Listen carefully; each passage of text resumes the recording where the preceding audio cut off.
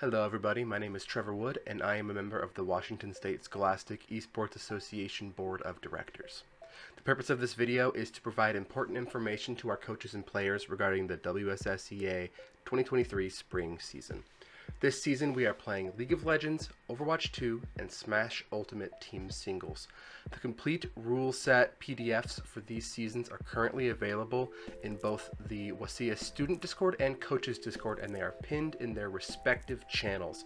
I highly recommend that you download and read through these rule sets so that you are familiar with the rules and terminology of each game before the season starts. In this video, I'm going to cover some general information that is important to know for all three games, as well as some specific information that's important for each individual game. If you have any questions about any of the rules, please don't hesitate to ping me or another WSSEA member in either the WSSEA Student or Coaches Discord servers. First off, League of Legends matches are on Tuesdays at 4 p.m., Overwatch 2 matches are on Wednesdays at 4 p.m., and Smash Ultimate Team Singles meets are on Thursdays at 4 p.m. Teams are allowed to request a rescheduled match with their opponent if there is ever a need to, but are highly encouraged to play their matches at their scheduled time as often as possible. Each school is allowed to have one varsity team and an unlimited number of junior varsity teams for each game. Varsity teams and JV teams compete in separate leagues, which work slightly differently from each other. The varsity league will run a round-robin tournament where they will play against different pre-scheduled opponents in their division each week. The varsity league schedules will be clearly listed in the League Spot website. The JV league works slightly differently than the varsity league in that JV matches start at 4:15 p.m. instead of 4 p.m. and JV teams do not have any pre-scheduled opponents. Instead, any JV team that is ready to compete on the day of their match will go to the JV League website on League Spot, and they will lock themselves into something that's called the Auto Matcher Queue. This queue will be available to join starting right around 4 p.m. on game days, and it will close at 4:15 p.m., at which point all of the JV teams that have signed into the queue will be automatically matched against other JV teams that also logged into the queue during that time. Now, unfortunately, this does mean that if we have an odd number of teams that register for the matchmaker on game day, there will be one team who will not be matched up with an opponent, and they'll have to wait until the next week. The preseason, which is also called Week 0, starts on the week of March 13th. The regular season starts the following week on the week of March 20th, and seasons will run about 7 weeks long. However, the length may vary slightly depending on how many teams register for each game. There are no matches on the week of April 3rd to accommodate for spring break, and playoffs for all three games will be played at an in-person event on Saturday, May 20th. And details for this event will be announced as soon as they are available. And for the Varsity League, playoff contention will be determined by each team's win and loss record. There are no playoffs for the JV League. Lastly, each rule set PDF has a section in it that's called Match Day Flow that details the order of operations during a scheduled match. Please make sure that you take a moment to read through that section, as it will give you an idea of what you can expect game day to feel like. The expectations are slightly different for each game, so definitely make sure that you read through the ones for the games that you are competing in so that you don't miss important information and communication about things like game settings and restrictions. Now, let's get into a few specific important items for each game that I would like to highlight for the sake of clarity. We are going to start with League of Legends. First off, for League of Legends, each match during the regular season will be played as a best of one.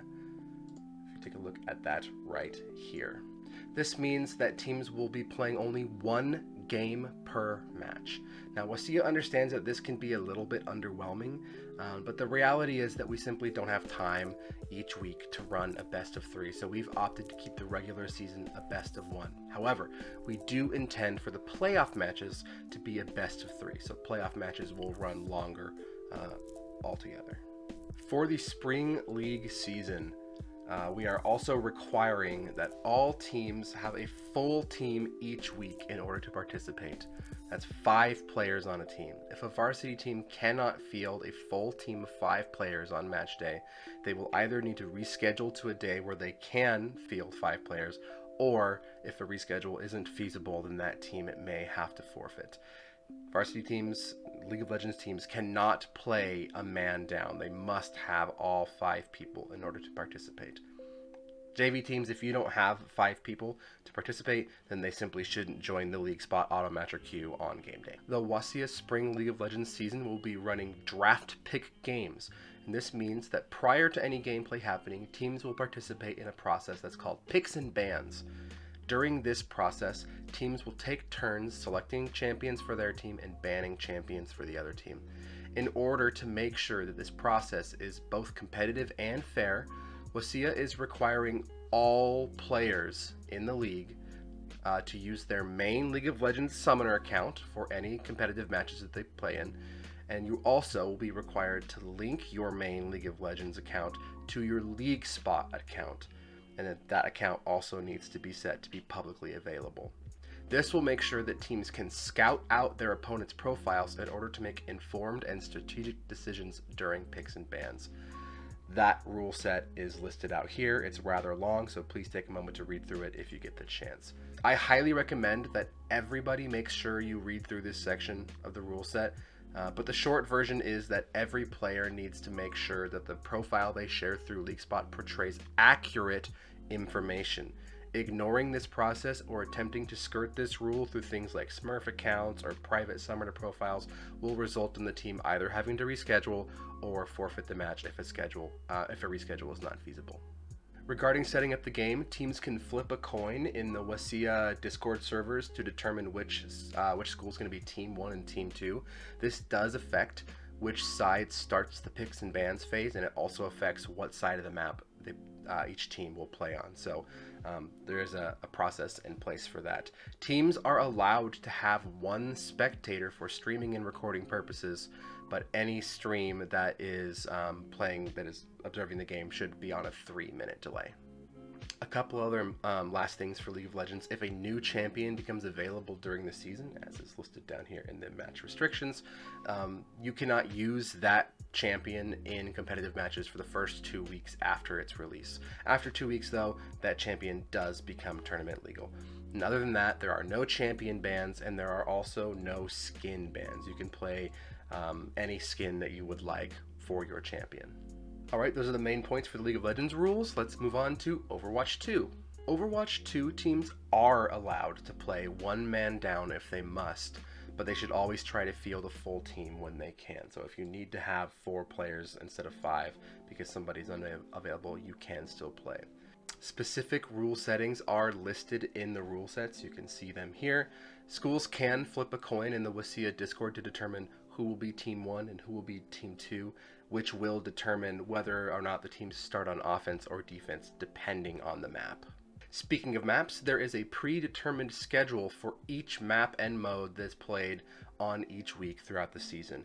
Each match is a best of 3 format, but if Game 3 results in a draw, there is also a 4th map that's listed on the schedule that's available if a tiebreaker is needed. Please go ahead and take a look at the map schedule and the rule set when you get the chance.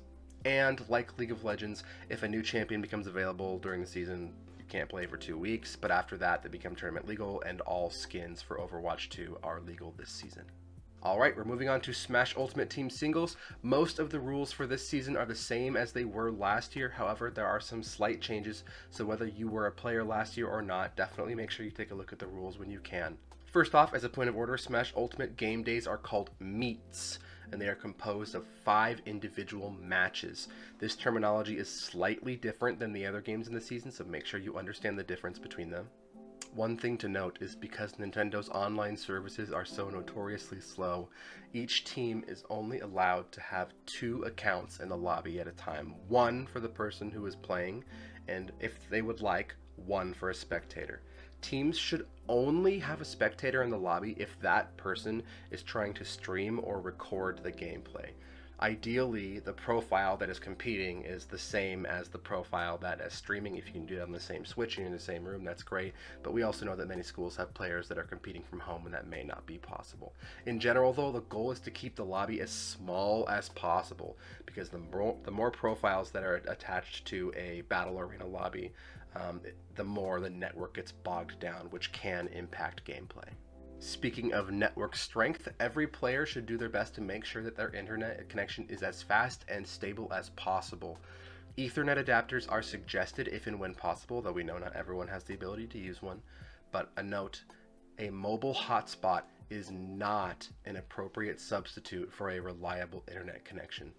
Teams that have players with unreliable internet connections may need to either sub in a player with a more reliable connection or simply forfeit that individual match if it comes down to it.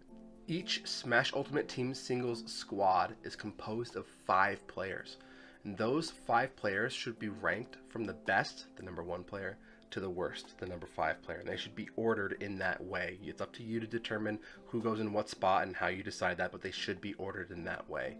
When teams compete against each other, there will be 5 matches between both teams. The first match will be played between the number 5 matchup, then number 4, 3, 2, and finally the number 1 matchup. Please make sure that you know that the first match that is played is between the number 5 players for each team. One difference for this season is that we have introduced a rule regarding timeouts, where players with the most stocks and or the lowest percentage wins in the case of a timeout. Please make sure that you take a look at the rule set if you're unsure what that means. All games played during a meet will take place in Smash Ultimate Online Battle Arenas. If your team ends up hosting the arena, please make sure that you have read through the rules and settings section of the rule set. And one difference from last year is that the time limit has been changed. It was 8 minutes, but this year we're running on 7 minutes to align with the Smash Ultimate competitive standards. Speaking of changes from last year, there has been a slight change to the list of tournament legal stages for this season.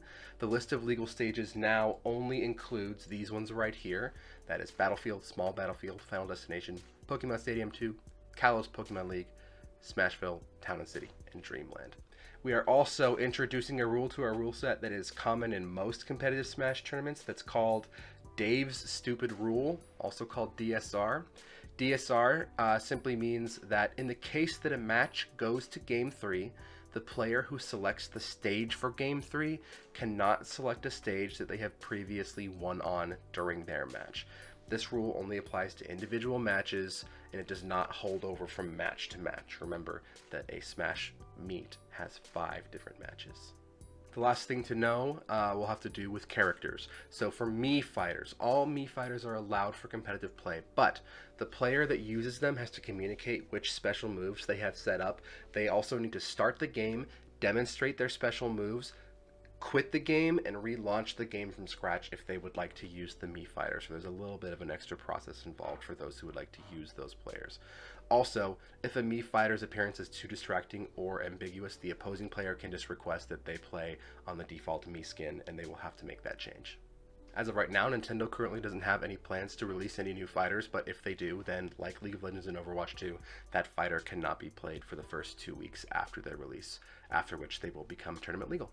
And last but not least, as you can see here, all fighters are legal for the Spring 2023 Smash Ultimate Team Singles season, including all DLC characters. Yes, this means that there will be no Steve ban this season.